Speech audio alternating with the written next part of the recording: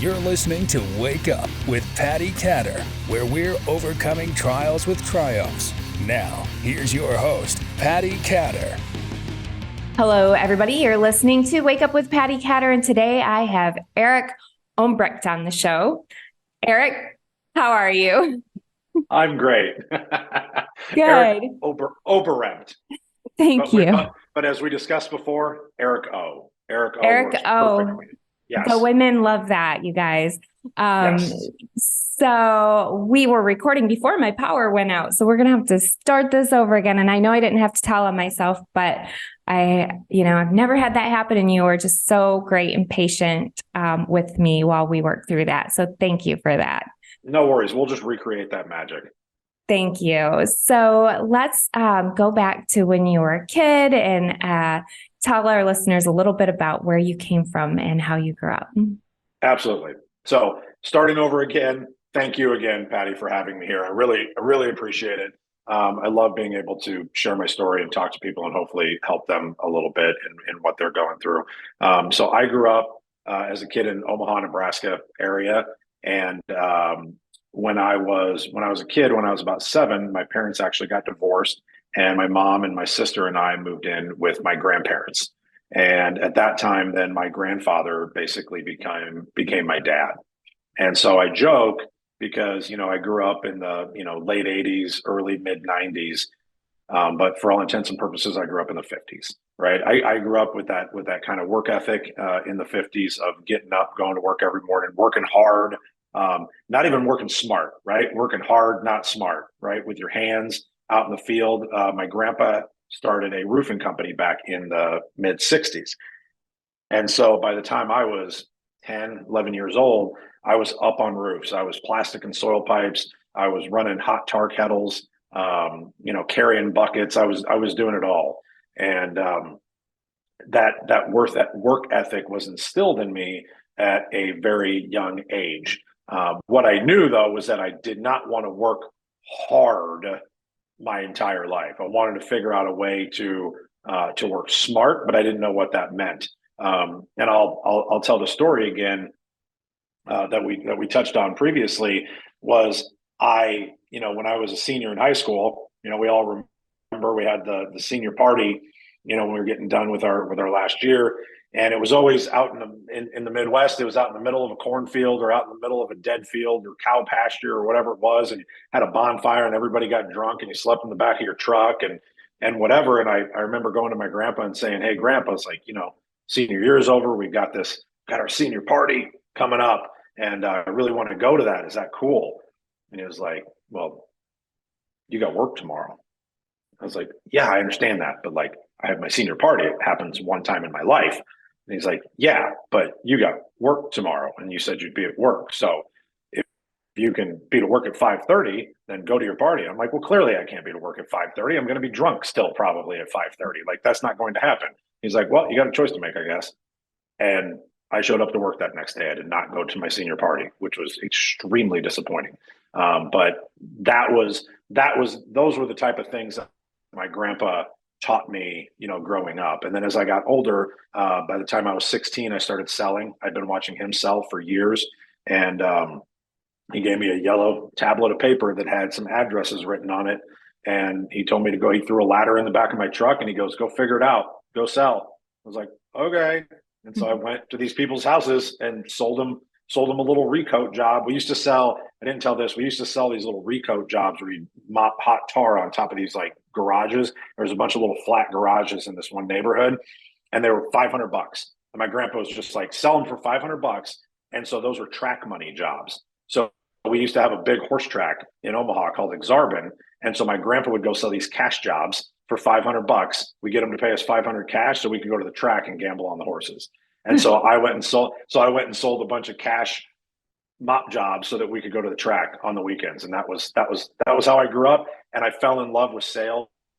I fell in love with talking to people and dealing with new people every day and not the same thing all the time. And I fell in love with that. And I knew that it's what I wanted to do. Again, I was young. I just didn't know what that could manifest into as I got older. Mhm. Well, that's interesting because not that many people actually love sales. I've had a ton of people on my show, and I think that almost the number one answer that I get when I say, like, what's some of the things that you struggle with or whatever, it usually ends up like promoting themselves, putting themselves out there. So that is a real gift because it's really important when you're, in the business that you're in. So tell me, what is your business? And then you have a podcast also, right? Yep. So my business where I generate revenue is the roofing company. So my grandpa and I worked together until he passed away. I owned half the company back in the day in my probably mid-20s. I was kind of running all the day-to-day operations, but we never had an opportunity to really scale and grow because the old you can't teach old dogs new tricks, right? I could only get my grandpa to kind of move so much to do new things because he was 70, 80, years old, and just he wasn't going to spend money. And so I was slowly saving money, and honestly on those cash jobs. I was cashing jobs with him, and then I squirrel it away and hide it somewhere and hide some money. And when he passed away in 2015, so I took over 100% of the company, and I took that small chunk of money that I had and I invested in buying a property. Right. And so I had bought this property with like 5 buildings, and it was sitting on 2 acres in the middle of Omaha. And I was like, what the hell am I going to do with this property? I was like, I need to fill it up with something. And so I decided to start filling it up with people. So I started hiring people. I had no idea what the hell I was doing, but I knew that I had to find more people and I had to build a team. I didn't even know what a team looked like because I was so used to doing everything myself, right? I did everything from the sale to the production. The only thing I didn't do anymore was actually put the roof on the building. I did the accounting. I did everything, right? And there's so many people out there that are still doing everything because they don't know how to build a team. And so I really went all into building a team, and that's how I generate my revenue now. I've got office in Omaha. We work Nebraska, Iowa, Kansas, Missouri, and then I just moved to Texas down in the Houston area. And so we just opened an office down in Houston as well. So that's how I make my money. Yeah, so that's exciting. We just moved there in June. So I made a decision that I never wanted to see snow again, and we did it. So, but yeah, so we got the podcast. Oop, other finger. Yep. Be Authentic or Get the Fuck Out is the name of our podcast. We started that a couple of years ago. And the quick story behind that is I always knew I had something to say, but I didn't know exactly what it was. And I was trying to find my voice for a very long time and what my message needed to be. And I was asked to be on somebody else's show a couple of years ago. His name was Matt Mulholland. And we got done with the show, and I was sitting in the green room, like on StreamYard or whatever it was, right? And we were sitting in the green room talking, and he thanked me. And I was like, for what? I was like, I wasn't that good. And he said, no. He goes, thank you for being the same dude on camera as you are off camera. And I stopped for a second. I was like, is that not a thing? And he's like, no, it's not a thing. He's like, nobody does that. And I'm like, oh. And I got done with that podcast, and I'll never forget, I was driving down to Lincoln, Nebraska to go look at a commercial roof. And I had this, I need to do this. I need to talk about this. I need people to understand, like, it's okay to be you. It's okay to be who you are. It doesn't have to be me. I don't have to be Ed Milet. I don't have to be Gary Vee. I don't have to be all these people that we're emulating and we're watching and we're learning from. Figure out who you are. Just be that and be okay with it. And I held myself accountable, and I literally opened up a live as I was driving and said, all right, this happened. I'm starting this show. I'm going to have people on, and we're going to talk about being authentic, authenticity, stories about their past, because I'm in recovery, and we'll get to that later. But I was like, and if somebody comes on my show, and if I don't think they're being authentic, I'm shutting the show down, I'm turning it off, and we'll move on to the next one. Mm-hmm. The problem is people figured that out, and they knew I'd actually do it. So now nobody will come on if they have an inkling of that they aren't going to be authentic. So I haven't been able to actually shut anything down yet. So that's still a goal of mine. So it's almost like the Daily Show. Like, I need to pretend and get somebody on that doesn't know the show so that I can, find somebody that I can actually like institute what I said I was going to do. But yeah, so I'm very passionate about that. That is great, because that's one of my requirements as well. I have a team that screens all of my potential guests, or I always know of somebody who refers them, because I don't want fake. I think everybody's tired of mainstream media. The people who listen to my show know that it's not going to be like mainstream media, because our guests actually have their own opinions and voices. And I encourage that. I think that's amazing. And so you touched a little bit on something.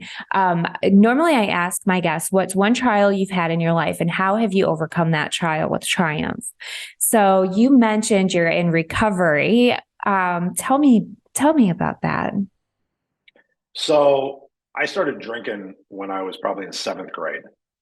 And, I mean, kids, boys, whatever, like y'all experiment, we all do shit that gets us in trouble and whatever. And so obviously but looking back, it's like, maybe you shouldn't start drinking in seventh grade. But I did, and I went to college and I drank a lot in college. I didn't really go to class. I was the king of, this is what I do in college. I never finished. I'll tell that story, but I would get a 3.5 GPA. And then the next semester, this was every semester, I get a 0.089 because I was just drinking, partying, having a good time. Then they put me on academic probation. And so then I'd go to class and I'd get a 3.5. And then the next semester, I'd get a 0.089. It was always a 0.089. I don't know how I did that, but it was always a 0.089, which is really hard to do. And so I was always drinking. I was in a fraternity. Like I was that guy, but I drank so much that the big joke about Eric was I went so hard, so fast that every single night I would pass out at like 11 o'clock. Right. And everybody else was going hard, and strong. So fast forward, I started getting DUIs when I was 19. So I got my first DUI when I was 19. I got my second DUI 3 years later when I was 22. I got my third DUI a few years later when I was 26. And I got my fourth DUI when I was 29 in 2009. And I never really had any consequences to those first three. I had good lawyers. They were always able to get it dropped down because of some technicalities. And so I got some probation and had to go to some AA meetings and pay some fines and whatever. And it was like, no big deal. I just went on with my life. And on that fourth one, I was looking at 1 to 5 years in prison. I narrowly dodged drug charges because I got big and heavy into cocaine. I'm also an entrepreneur. So I paid retail for cocaine once and I was like, that's expensive. So I stopped doing that and I was like, can I buy a bunch of it so I could sell it to my friends and then not have to pay for my own cocaine? They're like, sure you can. So I started doing that. And so I had a bunch of bags of cocaine teeners in my middle console. I had 2 8-balls in my pocket the night I got pulled over for my fourth offense felony DUI. I had accidentally sold all of the coke in my truck and I didn't know it until the cop came into the car and said, hey, do you want this $1,000? And I was like, oh, I must have sold all my cocaine. And he somehow didn't find the drugs that were in my pocket. And I was able to do a flush at the precinct. I got him to let me go to the bathroom before they booked me. And when he turned his head around for like 2 seconds, I was able to grab the drugs out of my pocket and flush them down the toilet, because that would have been another felony charge of introducing contraband into a jail, right? So, but I was still looking at 1 to 5 years in prison. And my attorney at the time, who was actually a friend of mine that I used to drink with and party with, was like, dude, you're looking at some serious time. You need to go to treatment. And I was like, I'm not doing that. Well, I started doing math and I was like, all right, 30 days is less than 1 to 5 years in prison if it gives me an opportunity for a lesser sentence, right? So the only reason that I was going to treatment was to avoid charges. And I went to treatment at a place called Valley Hope in O'Neill, Nebraska, out in the middle of absolute nowhere. And I think they do that on purpose so you can't run away because there's nowhere to go. And I went up there, and for the first 2 weeks, I had no intentions of getting clean. I was actually still selling cocaine remotely because I had drugs still at my house in my safe, and I was calling home and still making deals and having friends go over to my house and like weighing out coke and selling it and getting rid of it for me. 2 weeks into treatment, I'll never forget, I had this really weird moment where I was sitting in the lecture hall and one of the counselors was lecturing. And I remember looking out the window and I was looking at the walls because you would hang cups, like when you went back to get your 1 year chip and all that kind of stuff. And I was looking at all these cups and plates and stuff on the walls. And I looked out the window and the room was quiet except the person talking right at the front. And I audibly went, holy shit, I'm in rehab. Mm-hmm. Like audibly just said that. And Wow. like the whole room stopped and like looked like, what's up with this crazy guy? And I was like, okay, I'm fine. And I had this moment, I was like, normal people don't go to treatment, right? Like you don't go to treatment if you've got your stuff together. That just isn't how it works. And I was like, maybe it's time to shut up and listen, right? Let that door open just a little bit so that I could listen to somebody. And for the final 2 weeks, 2.5 weeks that I was there, I made a conscious decision to listen and learn and decide if, this was something that I wanted. And it ended up that it was. I went home. I did have one relapse for one night. And I came back out of that and decided that I couldn't handle it. This was not something that I could do. I'm built differently than other people. I truly believe that. I truly believe that I have an allergy to drugs and alcohol, that when it gets into my body, it reacts differently to me than it does other people. And thank God I know that now, right? Like if you don't know that, it's hard to overcome, right? But I truly believe that and know that today. And because of that, I realize that the only decision, the only control I have over anything is whether or not I take the first drink. And as long as I don't take the first one, I'm cool. And so that's where I'm at today. And 13 and a half years later, I'm still clean and sober and helping people with our nonprofit and helping other people get to treatment and find their sobriety in their new lives. That is amazing. Thank you for sharing that. Lately, I know I've been talking with my kids and they've said cocaine is a huge deal, especially like we live in a nice area. I never would have thought that cocaine would have been even an issue, but I remember one of the kids that I know around the area was like, oh, it's no big deal. Everybody's tried blow. And I'm like, that to me is baffling. Like, what's wild though, is that once you start doing it, you start going to rooms and parties and you go, I know you. And you're like, holy, like you had no idea that all these people were in that world until you get into the world. What's scary today, and I know it was only 13 years ago, but like 13 years ago is like a way longer time than I even think about, right? But the drugs now, they're cutting that stuff with fentanyl and like, in my day, they were cutting it with baby laxative just so it would go further, right? And you had to go to the bathroom when you took your first bump. But now you do that and there's fentanyl in it, like you're dead, right? Yeah. Like it's scary today. Yeah, my daughter actually just brought up a fact. Marijuana is legal in Florida if you have a medical card, but she was saying, some of the kids were talking about how the marijuana has fentanyl in it. Really? Yeah, I didn't even know that. Me either. Not until about a week or so ago, she brought that up. It's scary stuff. And that is scary. Yeah. Yeah. I would not want to be using today. I would not want to be using today. Like I would 1000% be dead just because I did so much. Yeah. Yeah. It's scary for sure. So what would you tell maybe an adult who has a kid that has a problem with drugs, or a friend or something like that? Because I know I hear a lot from the people who are trying to support the person who has a drug problem and they don't want help. So, how do you help somebody who doesn't want help? So you can't help somebody that doesn't want help until they want help. All you can do is make sure that they know that you're there. But what you really need to do, if you are the person that is trying to support or help, and you yourself don't have the experience of being an addict or being an alcoholic, you need to find someone that does have that experience, that has went through the things that your person is going through, because when they hear it from you, they're like, you just don't get it. And here's the thing, you don't get it, right? I'm assuming you're not an addict or an alcoholic, right, Patti? No, I'm not. Okay. So, and this isn't meant to sound rude, but like there's no possible way for you to understand what I went through and like what I live with every day, right? There's just no way, because you haven't lived it and you never will, thank God, right? 100%. Yeah. But for those people that are, So they find it really hard to relate to you. They're not going to listen to you, other than the fact that you're continuously telling them, I love you. I'm here for you. Whenever you need help, I'm going to put you in the spot to be able to get you that help. Because eventually they're going to get to one or two places. They're going to get to a place where they're sick and tired of being sick and tired, right? And they've given up and they've hit their bottom, or they're going to go to jail or they're going to die, right?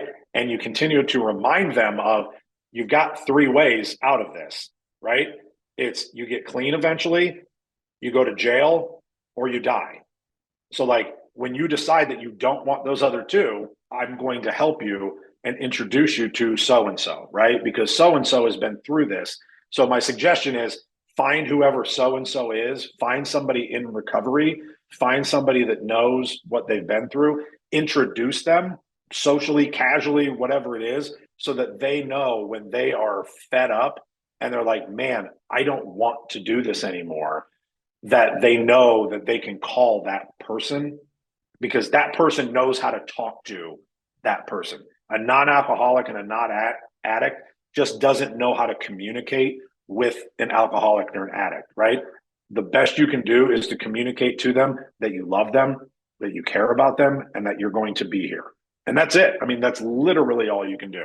And I know that is not a great answer, but it's just how it is. No, it is a good answer, because I don't think a lot of people really quite understand that, Now, on your podcast, do you ever talk about this topic, or what do you talk about? Yeah, for sure. Yeah. So on our show, I would say probably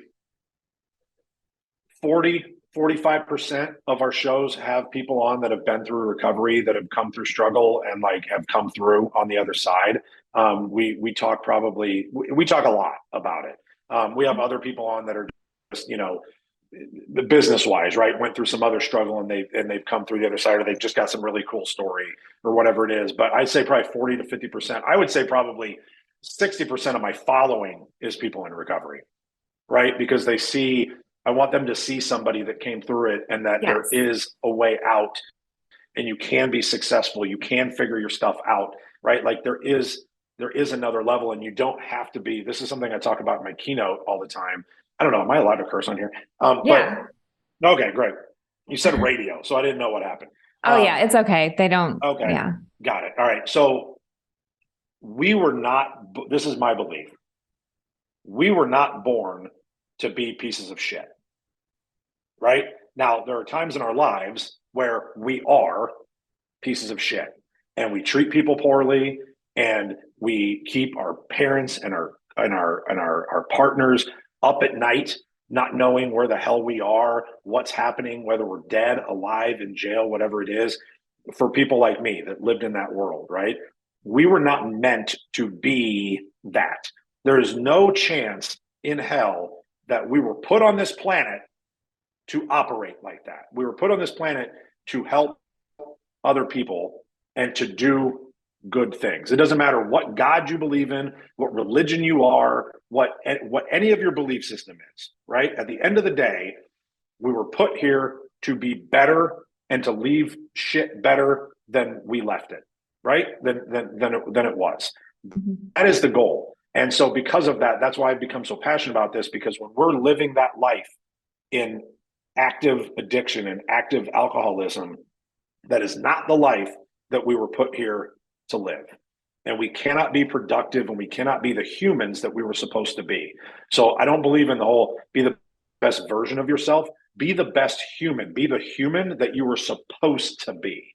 Be that human. And that's what I want to help people become, right? Mm-hmm. And I don't do it to get paid. I don't have a coaching platform. I don't have any of that shit.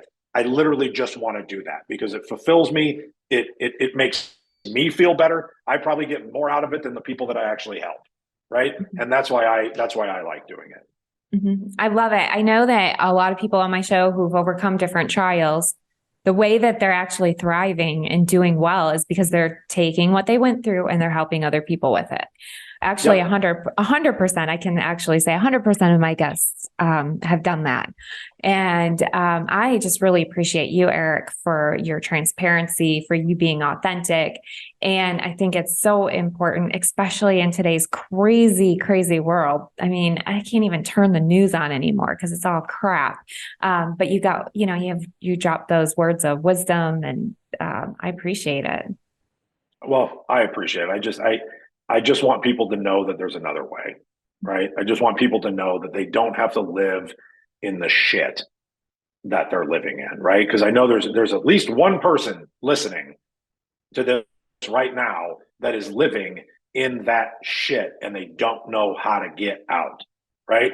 I will tell you how to get out. Pick up the phone or send a text message. That's it. That is step one.